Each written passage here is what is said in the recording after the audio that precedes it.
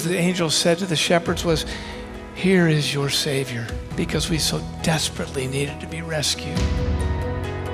Our King has come, that we allow ourselves to be set free by this one who has come. Jesus Christ has come to heal. He's come to give you hope and peace and joy.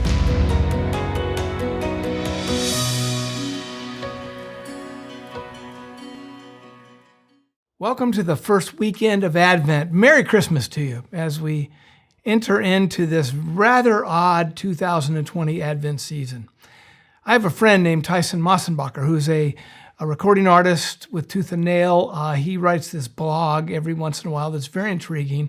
And recently he wrote about a play that I had read in college but completely forgot about, Waiting for Godot, written by Samuel Beckett in the early 50s. It's had a long run of people intrigued by this play. It's about two friends, Estragon and Vladimir, who are essentially waiting for this man named Godot. So the whole play is the two guys talking about whether or not he's going to show up. And each act finishes with a boy coming on the stage and saying, "Godot will be here tomorrow." And then he walks off. And then in Act 2, he comes in again and he says, "Godot will be here tomorrow." And the men say, "Didn't you just tell us that yesterday?" He said, "I've never met you before." And it goes through the entire play of these two men kind of having this crisis of waiting for Godot. What intrigued me is Tyson wrote in his blog this: "I realized again this morning that I feel like I am waiting for something. I feel like I'm waiting for something," which is essentially what that play has come to represent, this waiting for something that I can't quite describe, I can't quite grab onto it, but life is this continual battle of waiting. I remember when I was a kid in elementary school watching the clock of the hand try to get to recess, and for some reason it took hours and hours and hours to go 7 minutes to finally get to recess. Do you remember what that was like? Especially in this year. And as we consider Advent and Christmas and all of the celebration and all that we've come to expect, maybe it feels like waiting for Godot again. Maybe it feels like, boy, what are we going to do this Christmas? Is peace even really possible? It seems like it's easy to feel like peace has fallen. Kind of like that movie trilogy, Olympus has fallen, London has fallen, Angel has fallen. If you haven't seen it, you're not alone. But they're out there, and there's 3 more they're going to make of this idea that all of a sudden the institutions that we count on, especially our president, is under attack, and that's what these movies are all about, that they've fallen, and therefore we have no hope. And eventually the hero does bring about hope in these films. But it's easy to feel more like waiting for Godot today. Where is peace? Where are you, God? Wondering. Brene Brown, who's a great sociologist, writes some beautiful stuff out of the University of Houston. She claims that the greatest fear in the human heart is the fear of not being noticed. Maybe you're feeling a little bit like, is Christmas really going to come? Is peace really going to be available this year? Is there such a thing as peace in the midst of all that we've experienced? Israel understood this kind of pain. Israel understood what it was like to wonder if peace was ever going to be possible again. We read that in the Old Testament, especially in the prophets who were there to lament with the people as we plead with God, what are you going to do, God, with our current circumstances? And these books called the minor prophets, they're not minor because they're not important, they're minor because they're very short. But Habakkuk is one we're going to look at, written in about 600 BC, when Babylon was imminent to destroy Judah. They were going to come in and completely destroy everything that they gave their hope to. So Habakkuk spent the first 2 chapters in dialogue with God, trying to understand where God was in the midst of all of their suffering. And then in Habakkuk 3, starting at verse 2, We're going to look at verse 2 and verses 16 to 19, Habakkuk 3. In the midst of great sorrow, great conflict, will there ever be peace? Am I waiting for something that will just simply never happen? Habakkuk writes in verse 2 and then 16 to 19. Read with me, it's on the screen. Lord, I have heard of your fame. I stand in awe of your deeds, Lord. Repeat them in our day. In our time, make them known. In wrath, remember mercy. Jumping down to verse 16. I heard, and my heart pounded. My lips quivered at the sound of your work. Decay crept into my bones, and my legs trembled. Yet I will wait patiently for the day of calamity to come on the nation invading us. Though the fig tree does not bud, and there are no grapes on the vines, though the olive crop fails and the fields produce no food, though there are no sheep in the pen and no cattle in the stalls, yet I will rejoice in the Lord. I will be joyful in God my Savior.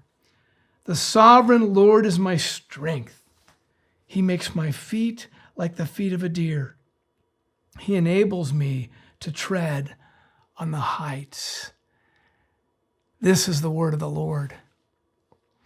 Thanks be to God. This is where the prophet, as he spends the entire first 2 chapters of lamenting the great pain and sorrow that everyone was experiencing, and then he looks at how God is going to come and ultimately rescue Israel. And then he says, no matter what I see in front of me, no matter what I feel, I will trust in my God who rescues, my God of peace. Corrie ten Boom, who went through the Holocaust, I'm sure many of you know her story, but she writes this: worrying does not empty tomorrow of its troubles. It empties today of its strength. Worrying does not empty tomorrow of its troubles. Fret and wondering and wandering, waiting for something around the bend that we don't really expect to ever come, waiting for Godot. It empties today of its strength. Habakkuk had this great strength, even in the midst of great pain, sorrow, and peace was nowhere to be found.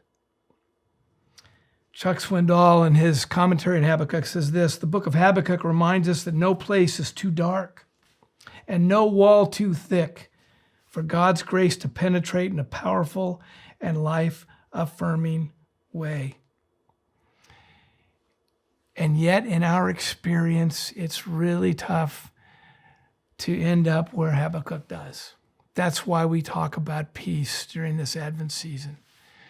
We are going to be reminded that God has not left us abandoned, that God does tell us, as Swindoll says, that there's no place too dark and no wall too thick for God's grace to penetrate in a powerful and life-affirming way.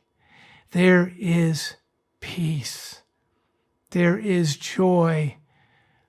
There is the triumph of the God who loves all of humanity and all of creation, who is coming and has come. That's what Advent is. Advent is a joyful recognition that God has not left us alone or abandoned. Jesus himself promises us this in John 14:27. Peace I leave with you. My peace I give you. I do not give to you as the world gives. Don't let your hearts be troubled, and do not be afraid. See, Advent means that God has not left us alone, and God has not left us abandoned. So what I want to do for this very first week of Advent is we kick off our time, our season, to remember that in the midst of our circumstances, whether it's personal or the world that we face, God has not left us alone. So perhaps you're feeling, for example, sad. Maybe there's just a sorrow and you're just really struggling with how I'm going to endure this Christmas season. How am I going to endure with all that I faced and all that we have gone through in 2020? Well, the Lord reminds us that he understands our sadness. In fact, he himself has wept. He wept at his good friend Lazarus' death.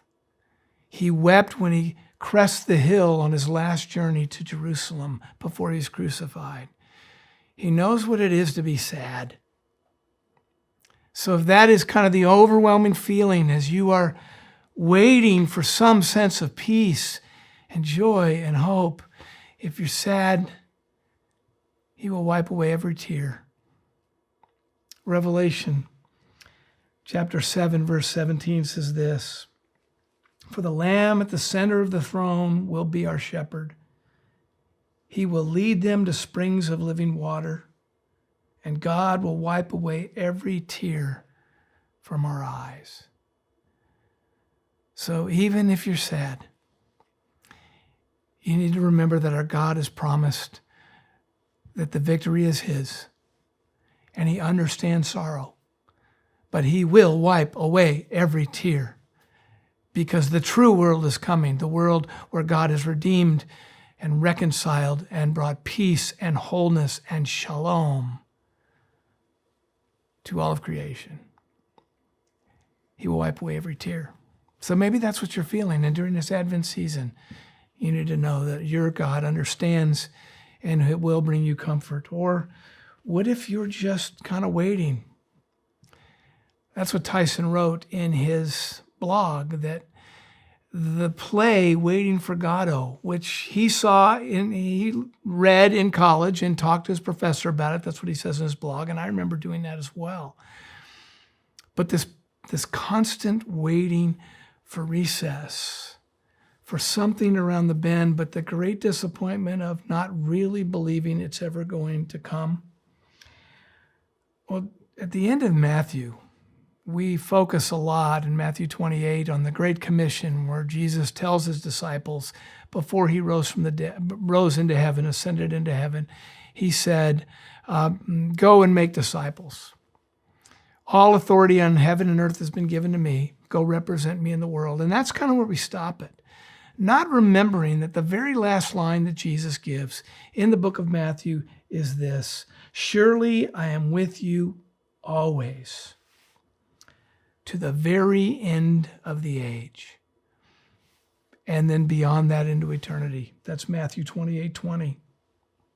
Maybe you feel like you're just trying to wait this thing out and you're not really sure if anything will ever, quote, be the same again.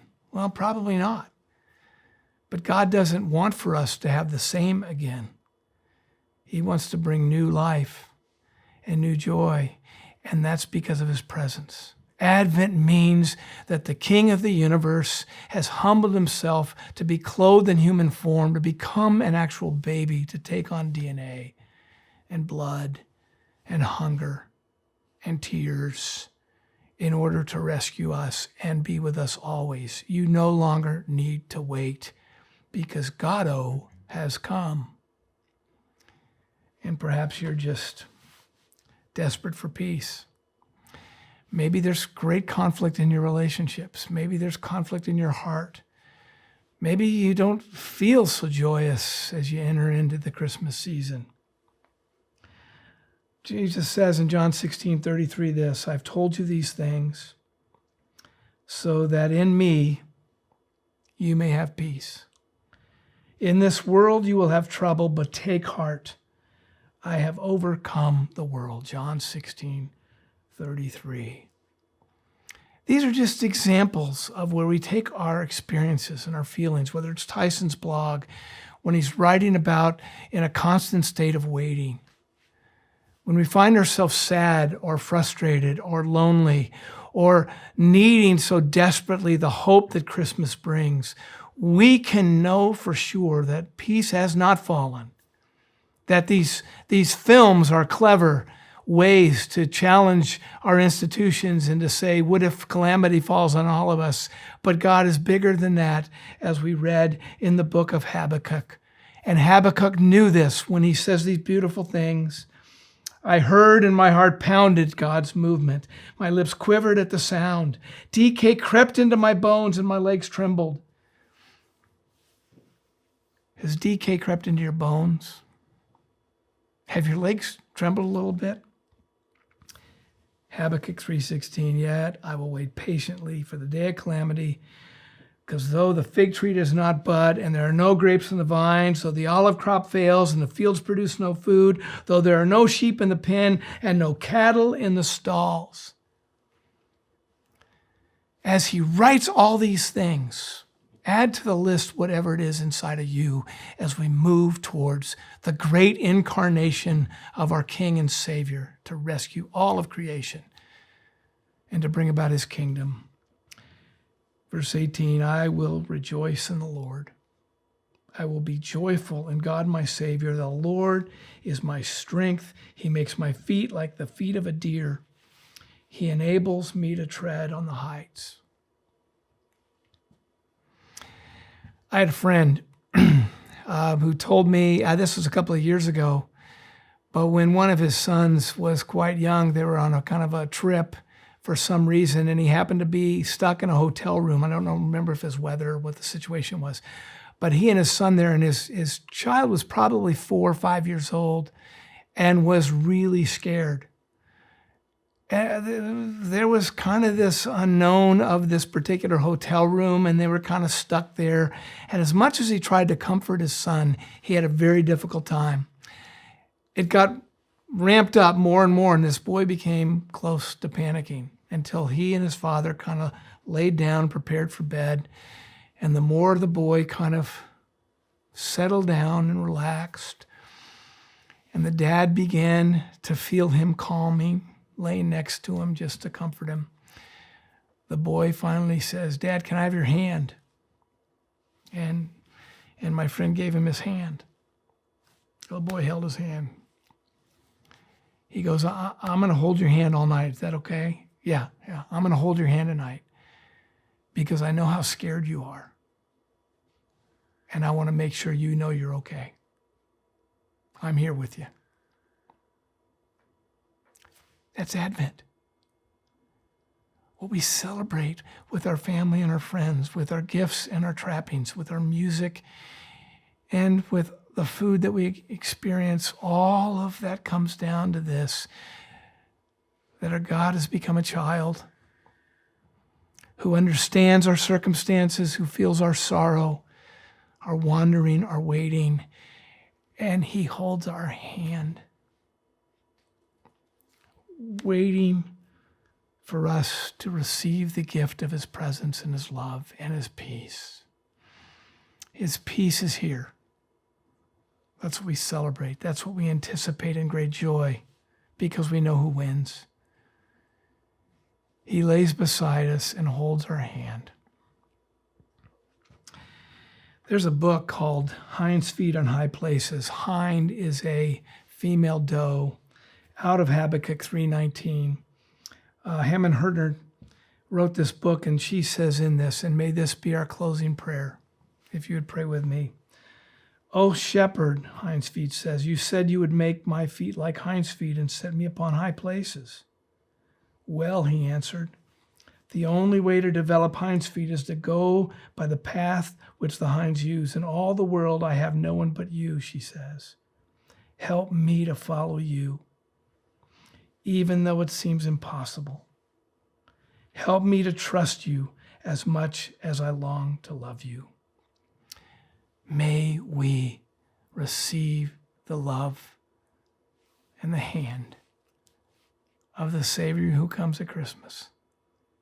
May you experience the peace of Christ this Advent season. Maybe this is your week. Maybe this is your day. Go, knowing you are the beloved of the great Father of all creation. And he invites you into his kingdom to dance with him for eternity, to change you. May he be born in you. Receive the gift of the child King.